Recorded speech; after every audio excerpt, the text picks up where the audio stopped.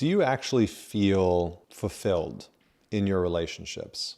Do you feel like your needs and your desires and your wants are important, like they get prioritized in your relationship? Or do you feel like those are the things that are very hard and nebulous to try and get fulfilled? A lot of the men that I've spoken to over the years that I've worked with, one of the biggest challenges that they seem to face is not only just having needs within the relationship, but actually being able to communicate what those needs are to get them met. And, I think that for a very long time, we as men in the sort of post-feminist era, a lot of men have become needless men in the relationship. And there's sort of this trade that happens where a lot of guys operate from the perspective, from the belief that they need to prioritize the woman's needs first and foremost. So if I meet her needs, her wants, her desires first, if I take care of all those things, then maybe I'll get mine met in return. And that equation, that sort of relational mathematics doesn't work, and if you've ever been in a relationship like that, I know I have, it doesn't work. And it doesn't work because you're hiding what it is that you want and that you need and that you desire. And the woman almost never really knows what it is that you need. And so she settles into this place of being, this way of operating and interacting with you, almost as if you don't need anything. She doesn't have to do anything to take care of you. She doesn't have to take care of any of your needs or your wants or desires. She doesn't really have to do anything for you. And what happens is over time, the relationship settles into you do a lot of things for her to try and get things in return, right? This is what Dr. Robert Glover from No More Mr. Nice Guy called covert contracts, right? I'll take the garbage out for you, or I'll rub your shoulders, and in return, hopefully you'll give me something back, right? You'll give me some physical attention, some sexual connections, some emotional time, whatever it is. And these covert contracts don't work. And so what a man ends up doing is sort of settling, really never bringing what he needs and wants forward in the relationship, and then he feels unhappy.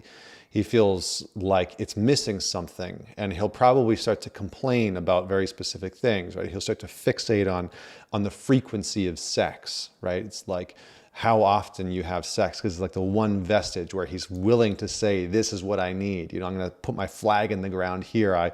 I expect that we have sex this many times a week.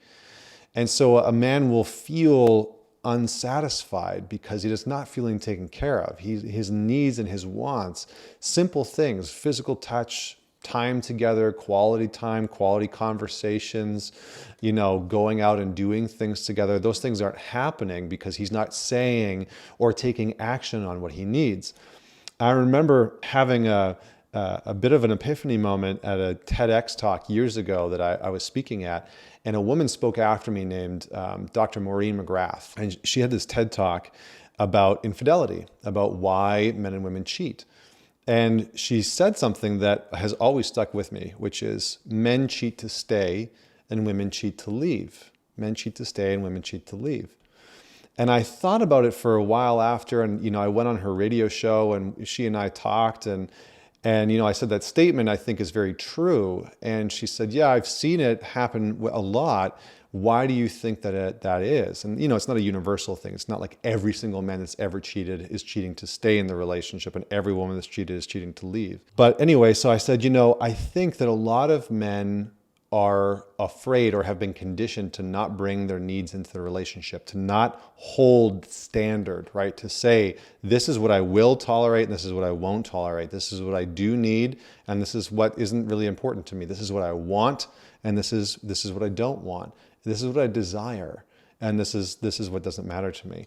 And so I said, a lot of men don't take action on what it is that they need. They don't make decisions to prioritize their own needs.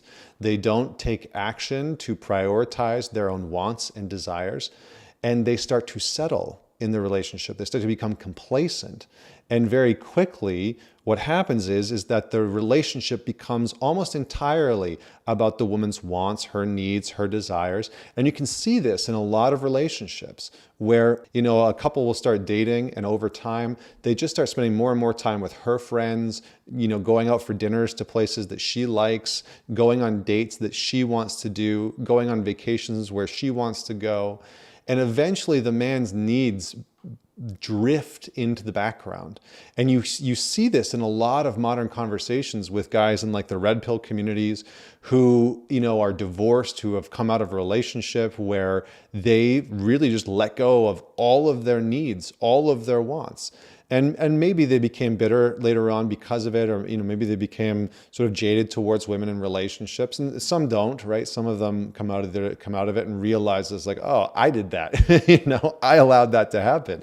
That was me, and maybe she contributed to it, but that one's on me.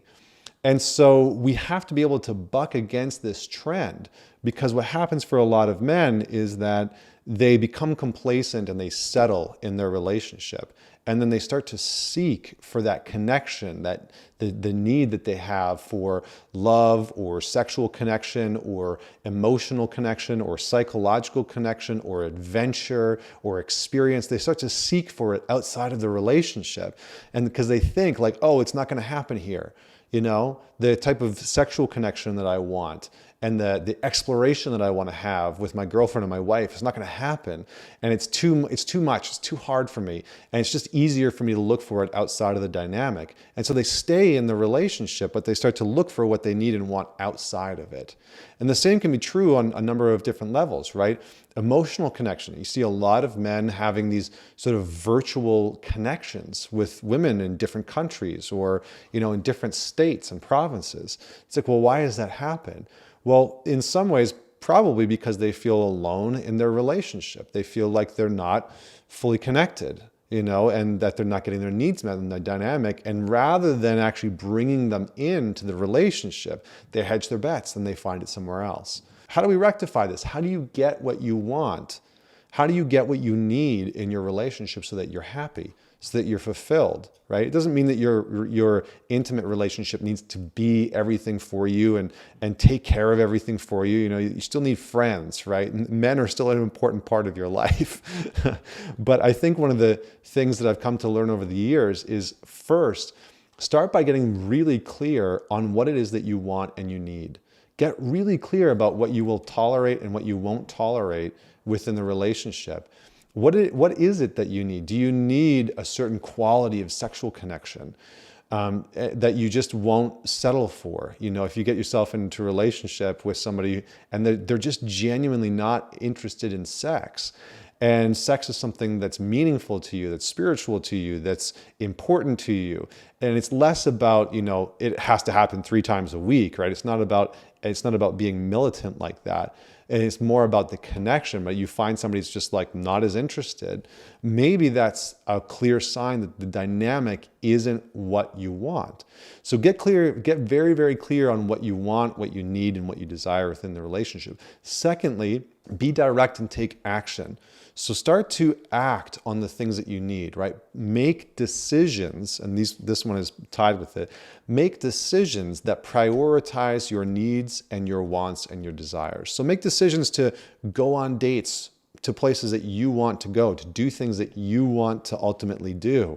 Prioritize the things that are important to you. If you want to go camping with your partner, prioritize that. Take action on it. Plan it out, right? If you want to go on vacation or an adventure somewhere that's important to you, that matters to you, plan it out. Make it happen, right? Stop waiting for her to do those things for you as a sign that your needs are important.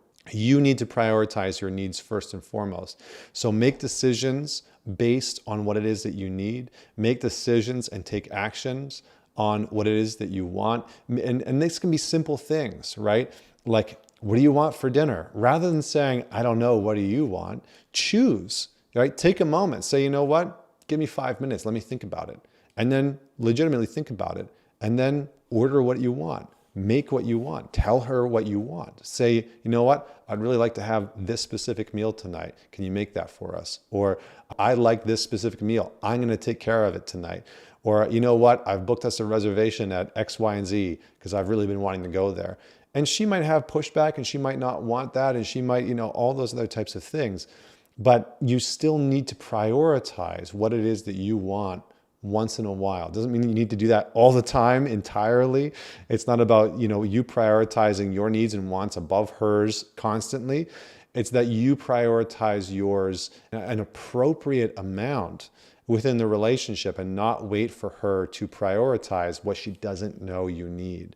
Right? A lot of men put women into this sort of like mind reader mentality, and a lot of women have been conditioned that their needs should be prioritized above a man, right? So a lot of women live in this version of a relationship that says, if a man prioritizes his needs above mine, then there's something wrong with that, right? So you need to be able to have a conversation with your partner to be able to say, here are the things that I need within our relationship. I need this type of communication. This type of sex is important for me. This type of respect and loyalty is important for me. Here's how I want us to interact with one another. These types of adventures and experiences are important for me. They're things that I need. And here are things that I need outside of the relationship. I need to go spend time with my friends, to go on hikes, to go and to go to sporting events or whatever it is. I need those things. And so I'm going to continue to prioritize them.